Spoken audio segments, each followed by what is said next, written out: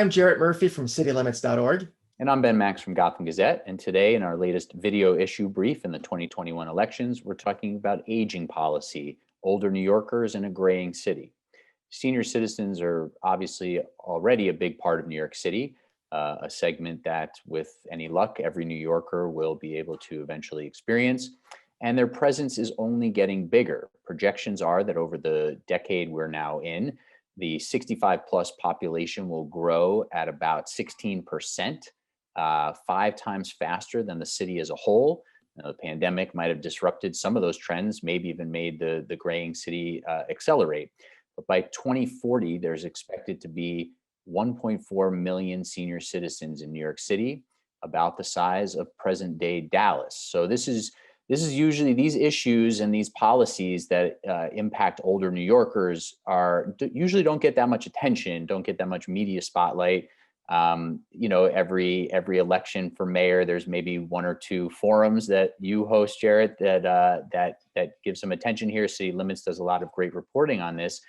Candidates love to visit senior centers, and those are closed this year. And the campaigning around appealing to seniors who vote a lot is far more limited as we engage in this election. And I think as we engage in it, I'm reminded that a lot of the social safety net that we have today, a lot of what we consider big government in this country and in the city, revolve around the issue of aging, and especially what was the reality in the early and mid 20th century, which was an epidemic of poverty among older people. That's a big reason why FDR launched the Social Security program. That certainly was a central reason to President Johnson during the Great Society creating the Medicare program. And those efforts largely succeeded. Poverty among older Americans, older New Yorkers, dropped significantly. I think nationwide it dropped 70% over the 50 years since the Great Society. So it did have that impact. On the local level, some of the programs during the Johnson era around aging and other forms of community engagement led to the creation of the city's Office of the Aging during the Lindsay administration. And that became the Department for the Aging during Mayor Beam's time in office. And so that began sort of a local focus on those issues affecting older New Yorkers. And these changes in policy, and also obviously changes in medicine and nutrition and lifestyle and public safety, have led to a demographic revolution, which is that everyone is living a lot longer. As Ben mentioned, the population is rising mainly because people are, not because young people are moving out of the city, but because old people are living longer.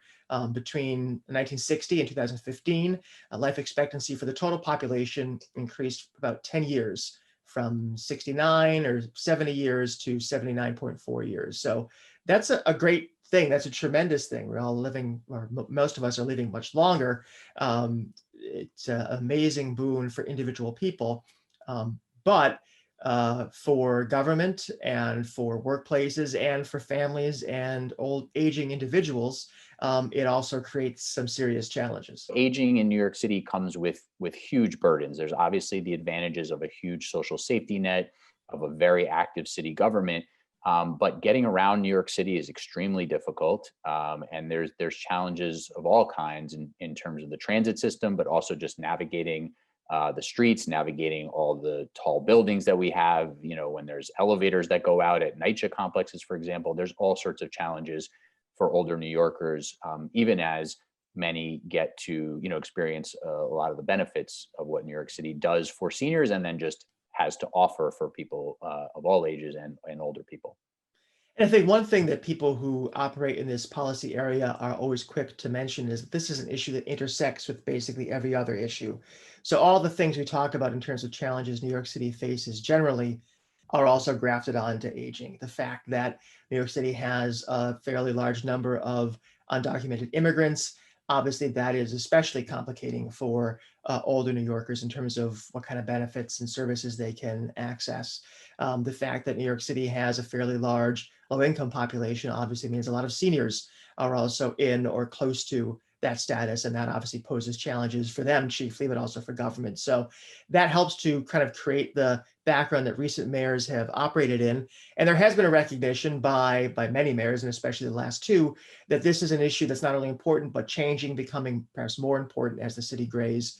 Mayor Bloomberg had something called the Age Friendly NYC Initiative. This was sort of a creation of a strategy for aging policy, bringing different forces and voices together to map out how the city could make itself more age friendly, with some policies flowing from that. Mayor de Blasio is spending more money on aging and services for the aging than his predecessor, and that's earned him some credit, but obviously some criticism too. Criticisms about the ways that the contracts for senior meals have worked and the amount of burden that places on the nonprofits that manage that program. A lot of criticism on housing, the role of senior housing in his housing plan, especially when it comes to NYCHA, which in many cases forms its own kind of senior housing. And especially during the pandemic, questions about the funding and the array of services at senior centers, the question of whether and how we're going to get services at senior centers back up and running, because that's such a lifeline for older New Yorkers, and it's been closed obviously since the early days of the pandemic. Just in recent days, Mayor de Blasio has announced a large stream of funding, a new stream of funding called a community care plan, a 5-year plan that involves maybe creating 25 additional either older adult centers or NORCs, naturally occurring retirement communities, which is basically where they locate services where older New Yorkers just kind of are. Kind of a elegant plan the city's had for years. De Blasio has talked about putting more funding on that, organizing more of those NORCs, as well as solitary standing senior centers. So he has in some ways laid a foundation for the next mayor to jump onto, but there are a lot of other issues and challenges that mayor is going to have to deal with. Right. And, again, another example where Mayor de Blasio in his last year is setting up all these plans that are multi-year plans. In some respects that makes sense. You want to put funding in a budget that's going to last a while, but in some ways, the next mayor is really going to reevaluate so much of what goes on, even as city government hurdles ahead, at least in the first, months, if not year or so of the next mayor's term. But when we talk about an aging city, when we talk about older New Yorkers, there's a whole host of challenges. We've outlined some of them in the initial portion of this discussion, but there's really a significant number. And a couple of the things that immediately come to mind, I mentioned earlier: transit, getting around the city, accessibility of the subways, ability to have access to the buses, and then other forms of transportation that are needed, for older New Yorkers, and just the curb cuts, getting around the city. If anybody, needs, supplementary help to get around, those are often very challenging in New York City. And then the housing issue, isolation during the pandemic has been significant, but that's always an issue. It's just one of those other ones that has been heightened during COVID. What are the ways that the city can help combat that? That also includes making sure to close the digital divide further and get access to technology for seniors. And we hit on this thing about housing, but there's also this question of how to best suit city housing policy to both make sure that older New Yorkers can afford a nice place to live, but also, there's all sorts of issues around older people, very often women who live longer than men, living alone in these large apartments that are either rent regulated or in NYCHA, and how to best use, the city's housing stock without being insensitive to older people who want to stay in their homes. That ties into, as you said, these are all connected to larger issues. Totally. And obviously income underlies a lot of them. And, people have talked for years about the adequacy of Social Security, whether it's going to be there for people who are retiring, especially when people your age and mine begin entering that phase of life. The adequacy of those benefits, even as they stand now. Obviously, some New Yorkers have pensions, some have 401ks, some don't. So there's been talk on the local level of trying to create something more of a retirement safety net, a retirement income support. That's been discussed. The workplace comes into this in a few different ways. Aging people, older adults face a lot of discrimination in getting promoted and keeping their jobs, certainly in finding new jobs. And there are problems in the workplace that serves those people. It's workforce that is primarily women of color. Many of them are very poorly paid, many of them paid poorly under city contracts. And so there were some large shortages in that sector because of that. So that's a huge issue too. Elder abuse, the fear of street crime is very real in a lot of these areas. And then the biggest puzzle is really, well, there are many big puzzles, but perhaps the most challenging on a human level as well as financial is the long-term care question. And this is something so many families are wrestling with. One consequence of people living longer is that sometimes their physical health keeps them alive, which is a wonderful thing, but their mental faculties may not be as healthy as their physical state. And so you have people dealing with Alzheimer's, other cognitive problems, other forms of disability where they need long-term care. That raises huge cost questions. For many families, the caregiving is done by a spouse or a sibling or a child, and that has massive impacts on family finances, on people's emotional and physical health. And so solving that puzzle is something that obviously the city is not alone confronting, but is something that candidates are going to be asked to talk about. And so far, Ben, we've heard from some of the candidates, Sean Donovan, Maya Wiley, Catherine Garcia, especially specific sort of set aside plans that either focus exclusively on aging or primarily on aging and the services that aging people need. Other candidates have certainly mentioned older New Yorkers in their other plans for other policy areas, whether that is social benefits or housing. The pandemic has heightened so many things, and one of them is, where does that long-term care happen? Because we've seen how residents of nursing homes were so badly affected by the pandemic, so many killed. That's obviously become a huge controversy for the governor, but it gets at other issues of the care that those homes are able to provide and how safe people are and how well staffed and well funded they are. And a lot of that does come through the state government, but of course the next city government will have a lot to say there too. And then there are issues of home care, what that looks like, who's funding it, who's able to afford it. And then there's also this continuum of older New Yorkers. There are people who are homebound, who, again, the risks around isolation are so much greater. The need to get into the home to do vaccinations is significant, as we've seen during the pandemic. And then there's obviously people living very long lives, extremely active, and it's much more about sort of quality of life, finances, healthcare as people age, what the cityscape looks like, and opportunities, as you got at, to be able to continue to work if they're able to and choose, and all sorts of issues like that. So in terms of the kind of some of the big questions for mayoral candidates and candidates for other offices, as far as I'm concerned, a lot of it does come back to housing, housing affordability, comfort of housing, quality of life. And then also, as I said, connecting that to the city's larger housing stock, the question around whether the city should be building much more sort of senior focused housing to help people move into that housing with supports. And then also that helps free up units for larger families or individuals who need it. Yeah, that's obviously, I think that is probably the biggest question. Surveys indicate that that is the biggest worry for older adult New Yorkers is the housing question, whether they are homeowners or renters, whether they're in a co-op or a freestanding home, or in a nursing home. That is a huge question tied tightly to services. I think other questions, obviously, as you mentioned before, COVID-19 exposed some real vulnerabilities among older New Yorkers.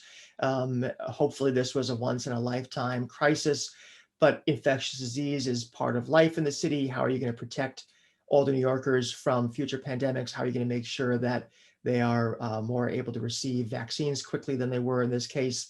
And then the question of sort of the when you pull back from this issue, what advocates in the aging field say is that one of the main obstacles is the stereotypes that surround aging. The idea that older people are weak, that they are addled, that they are unfriendly, all the kind of stereotypes and stigmas that are there. This feeds not just directly into things like workplace discrimination, but it makes it hard for people to sustain interest in this issue because it's seen as, to quote some people, just not very sexy. So how does the next mayor intend to use their office and the agency that serves the aging to combat stigma and stereotypes and try to create a healthier embrace of this profound and in many ways really wonderful demographic change the city is going to be going through?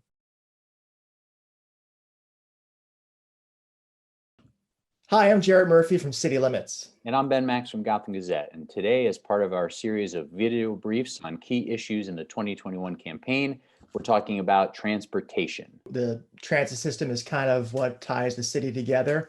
You know, a city spread across 5 boroughs, 4 different land masses, the highways, the subway tunnels, the bridges, the bus routes are kind of what sews City Limits, New York City into a whole. And it affects how people get around, how they get to work and school, how they get out to have fun and be part of the city's cultural life. Medical appointments and errands, especially for aging people. It affects the city's carbon footprint in the sense that when people give up their cars and get into buses or subways, it's reduced. It affects our climate resiliency, depending on how that system is girded against the effects of climate change. There are a lot of social equality implications of the transit system. And of course, the transit system, the transportation system uniquely and fundamentally affect the use of public space. A massive amount of space in the city is given over to it. The system itself is public space, and so that's obviously important too. And the sheer size of it is part of what makes it such not just an important issue, but a really complicated one. You're talking about intricated systems that are linked together. The signals in the subways in some cases are so old they can't even replace them. There's a lot of overlapping governance with state and regional concerns and considerations, different authorities in charge of different byways and tunnels and bridges. And obviously the funding structures are linked to a lot of different taxes too. But obviously this has been a central topic in many, many campaigns, along with housing, schools, the other regular issues, and under many, many mayors. And that includes under Mayor Bloomberg, who had a very forward-thinking initial or major transportation commissioner in Jeanette Sadiq-Khan, extended the 7 line, started green taxis and helped launch the city bike program, a lot of pedestrian plazas, light more bike lanes, pushed for unsuccessfully congestion pricing. It didn't happen under him, but it's apparently going to be happening now. And so talked a lot about transit, did do some big transportation initiatives. But while Mayor Bloomberg rode the subway with some frequency, he was apparently driven to an express stop and then took it all the way to City Hall.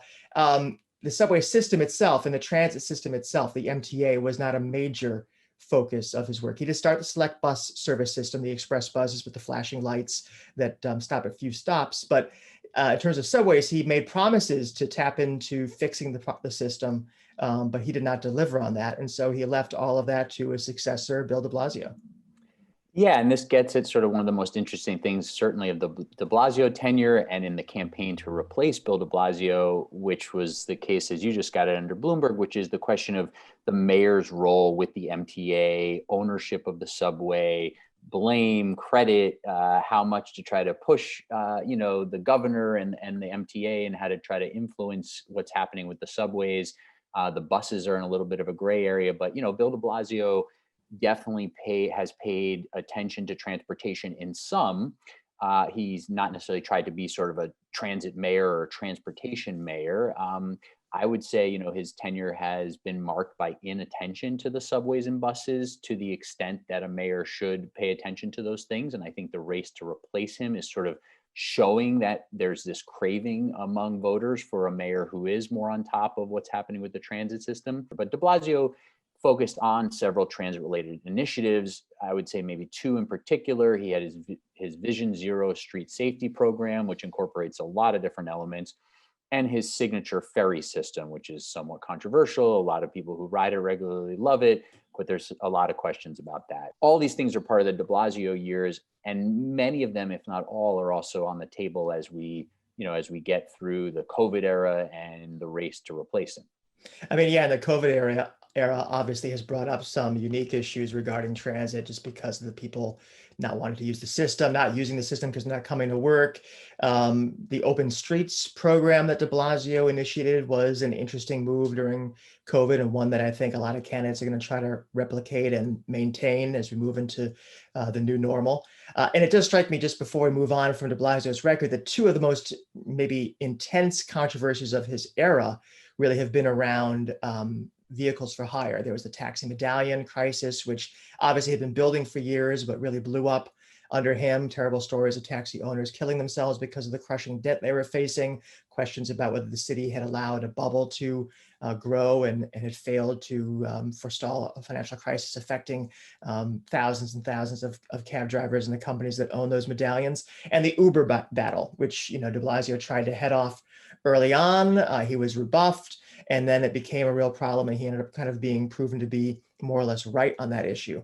In all of these things, what we see is what we see on so many issues, but in transit particularly, this overlap of authority and power. Obviously, the mayor has a lot of power to set transit policy, and the city council has oversight power too. Mainly kind of oversight, some budgeting, some law passage.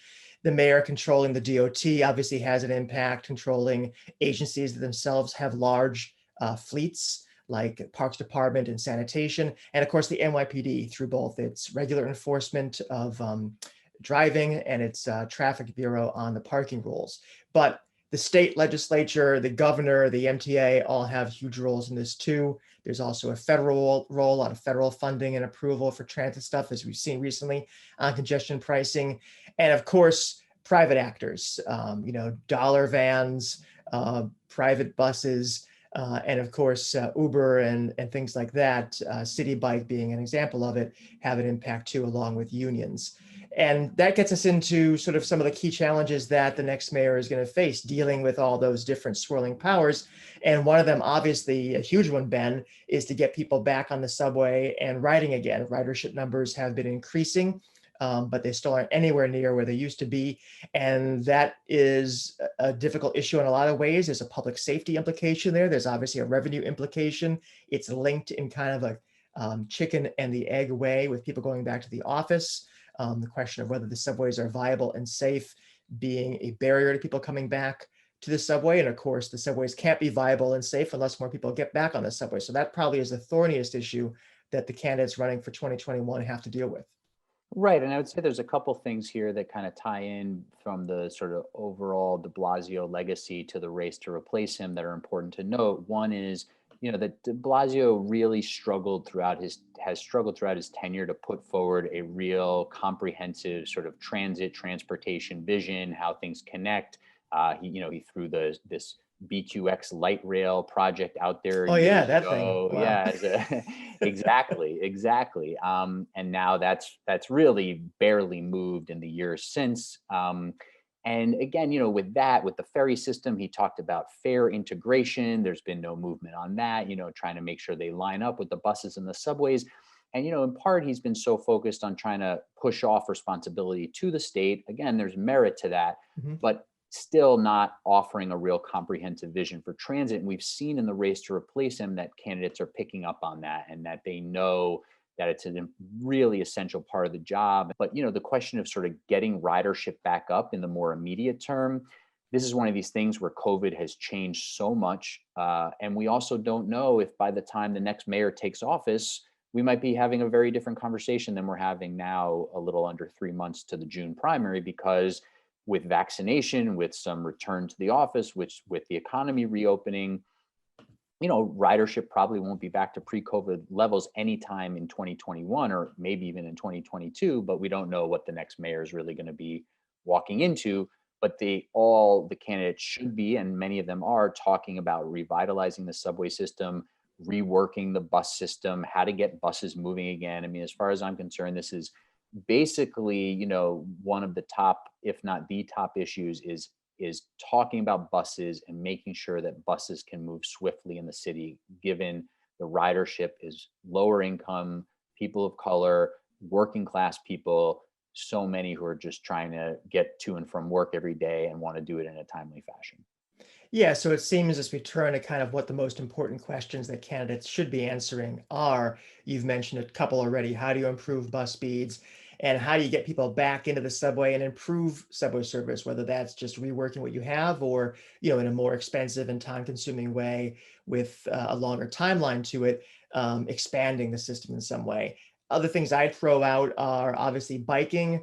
There's been a big expansion in the number of bike lanes. As you mentioned, some issue about whether they are protected enough or not, how many truly protected ones we have. How do you expand that system to make it viable for a broader section of the city's commuting public? And then a question that I think is warranted, both because we have the mayor who is obviously kind of a car guy, and because 2.5 million or so, 2.2 million people every day commute to work in New York City, or at least back in the old days when people commuted to work via mass transit, but about 1 million used cars. Took cars or trucks or carpools to get to their school or their place of work. What are we going to do about cars in the city? What is the future of the car in New York in terms of parking, in terms of moving around? As the city expands, its population expected, we believe, eventually to grow somewhat. Will the fleet of cars that people own continue to grow? Is there a way to move away from car culture? How do you do that without hurting people who live in transit deserts? That, I think, is a really thorny question. Yeah, let me throw a couple other things out there. I mean, I think some of some of the key aspects of that are being discussed in the mayoral race, but really need to be pushed. Candidates need to be pushed on are what is their vision for sort of the connected bike network and making bike riding truly safe in the city, and sort of separated bike lanes and as I mentioned, getting buses really moving again. And then there's all of the other sort of street use stuff that Mhm. ties into those, and what you just said about the future of the car. Questions around how much parking might be removed for things like city bike docking stations, like delivery zones. Will there be a residential parking permit system? New containerization for trash on a lot of corridors. There's a pilot program coming out. So there's a whole sort of redesign of public space being talked about, pedestrianization, city parking placard permits Mhm. is a big topic that folks talk about on this one. But I also want to mention one more thing that isn't tangential at all, but ties into all this, and that's also accessibility. That's Totally, as you totally. mentioned earlier, older New Yorkers, people with disabilities, younger New Yorkers, kids being safe in the city. There's questions around how to make the city truly accessible and safe. And that includes pushing the MTA to go faster on subway accessibility, but it also includes things like, what intersections look like and how streets are, redesigned for people's use, and what not just parking spaces, but car lanes are either being turned over to buses and bikes and walking or not. And those are going to be big questions for the mayoral candidates, as well as, candidates for other offices that are going to weigh in on these things and be part of wherever the political sort of winds blow on a lot of these issues. So at citylimits.org and gothamgazette.com, we will try to raise those questions, get them answered on this issue and other issues as well. Tune in every Wednesday at 5 p.m. to 99.5 FM for Max and Murphy on WBAI. And please go to vote.nyc for information about when and where you can cast your ballot.